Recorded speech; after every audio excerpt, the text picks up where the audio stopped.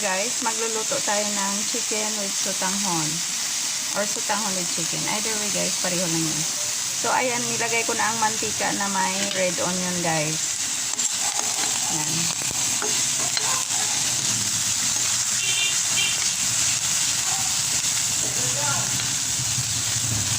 Tapos ilagay na natin ang bawang.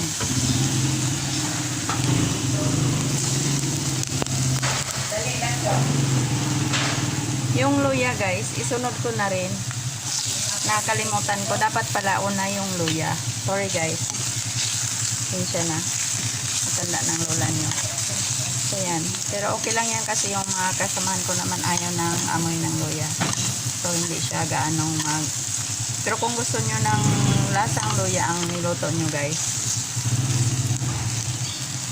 kailangan mauna yan siya dyan. Parang tinola style. Sa Bisaya guys, hindi pwedeng magluto ng walang luya. Parang Chinese lang. Sa Chinese kahit magprito ka ng isda, may luya. So kami ganun lang din. Pero dito sa bandang Tagalog guys, ayaw nila ng luya kapag may sotanghon. Kasi lasang tinola daw.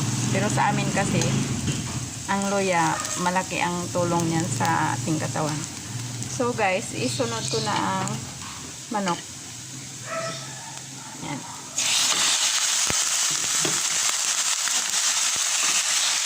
Haluin lang natin yung manok. Dito guys, sinama ko na yung bone part ng chicken breast. Kasi chicken breast ito. Kasi pag tinapon mo yan sa basurahan guys, babaho yan.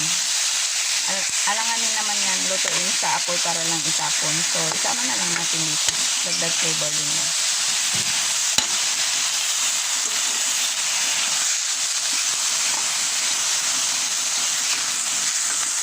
Nakasan natin konti ang apoy.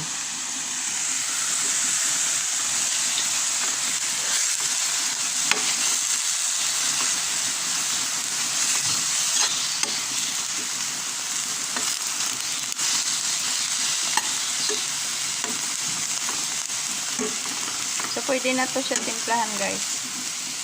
Ayan, lagyan na natin ng asin. Ito yung asin.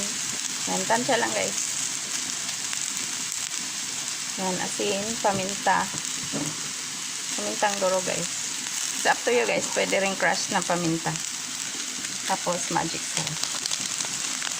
Magic sarap ang gusto ko kasi natatansya guys. Hindi kagaya sa Northfields na kailangan mo siyang buuhin or may tira-tira ka pa na hindi mo nakilala kung beef ba yun or chicken. So, hindi ako gaanong mahilig sa Northfields. Gumagamit lang ako pag nag-chicken tinola kasi dagdag flavor din yan. Pero, other dishes kaya ng mga gulay. Magic sarap ang ginagamit ko guys. Kasi, itong magic sarap, mas madali mo siyang matansya. Kahit konti lang ihulog mo dyan. Depende sa dami ng niluluto mo.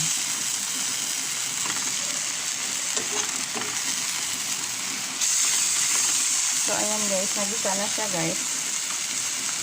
Idagdag na rin natin ang carrots. Kasi chicken breast, madali lang maluto. Yan. Lagay na natin ang carrots.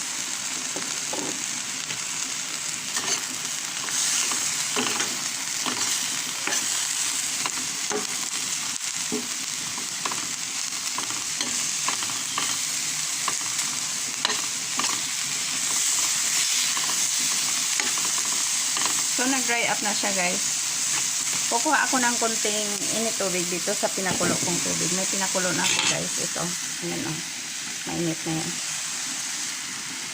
Parang ano na lang natin dyan. Para matanggal natin lahat ng flavors ng kawali. Pinatutong na rin siya.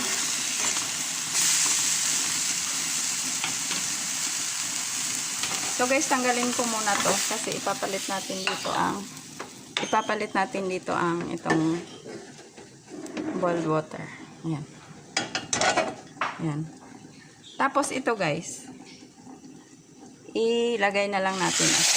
Gaya niyan. Basta lang dyan. Lakasan natin konti ang apoy. para kumulo siya.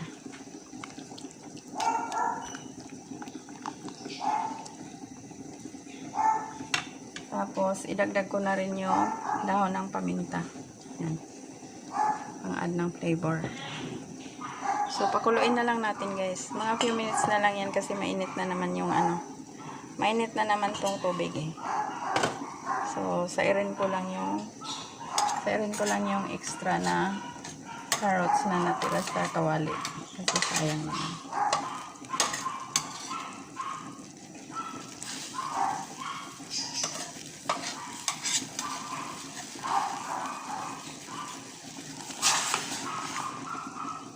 Tip ko lang sa inyo guys, pag nagluto kayo ng manok, huwag yung i-undercook.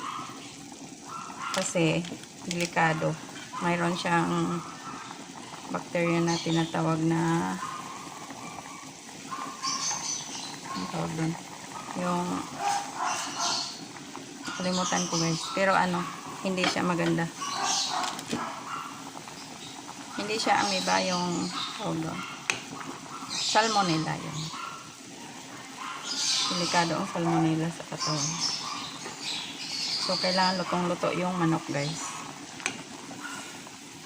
So, guys, ilagay ko na rin ang sutanghon para maluto talaga siya. Kasi, pangit yung sutanghon naman tigas-tigas. Kailangan sutanghon malambot pag kinain. Kasi noodle yan. Para ma-digest sa tiyan. So, takpan muna natin kunti. Teka, dagdagan ko yan ng paminta, guys. Parang tingin ko kulang ng kunti. So, takpan muna natin bago tikman.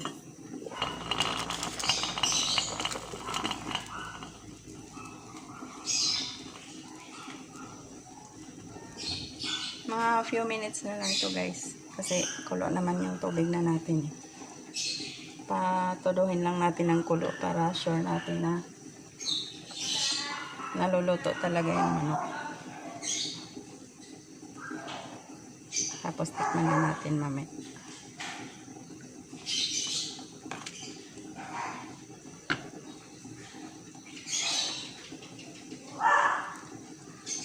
So guys, ito guys, wala akong patis dito kasi may allergy ako sa patis. Pero kayo, kung gusto nyo patis, mas masarap pag meron. Ako allergy ako sa patis, kaya hindi pwedeng namamaga ako pag may patis. Kasi ano, galing sa seafood yun. Sabi nila sa isda lang daw. Pero may added preservative kasi yun ang nakaka-allergy.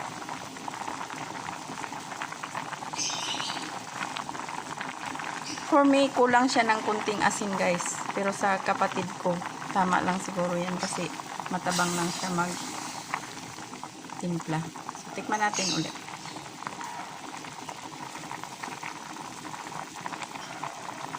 Kulang talaga eh. Kasi nga walang patis guys. Pero kung may patis yan, mas madali mo siyang matansya. So, dagdagan ko na lang ng magic sarap. Saka konting asin.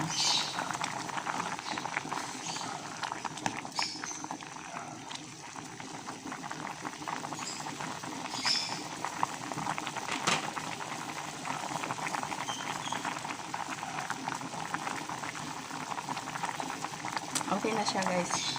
Tikman na lang natin yung manok kung luto na ba.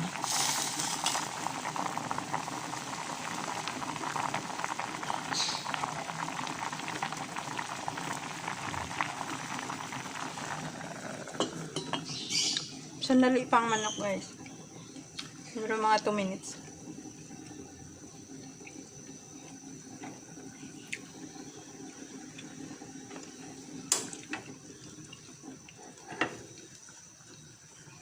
Ang manok rin kasi guys, pag tinudo mo ng apoy, lalong matagal siya maluto. Pero kung hinaan mo, mas malambot ang labas.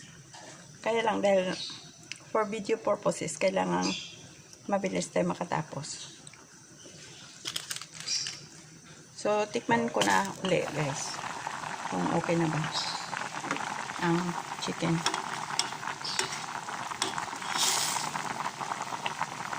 Kasi okay na yung timpla niya, yung chicken na lang.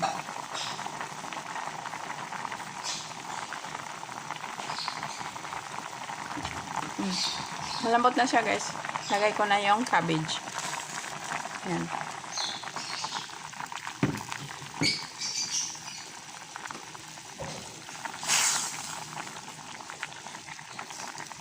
Takpan lang natin sandali, guys.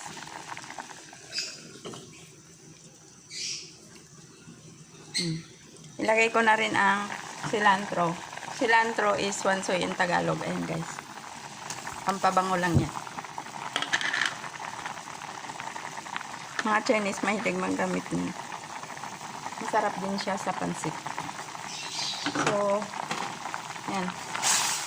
Okay na yan siya, guys. Luto na ang ating chicken with sotanghon. Thank you so much, guys, for watching.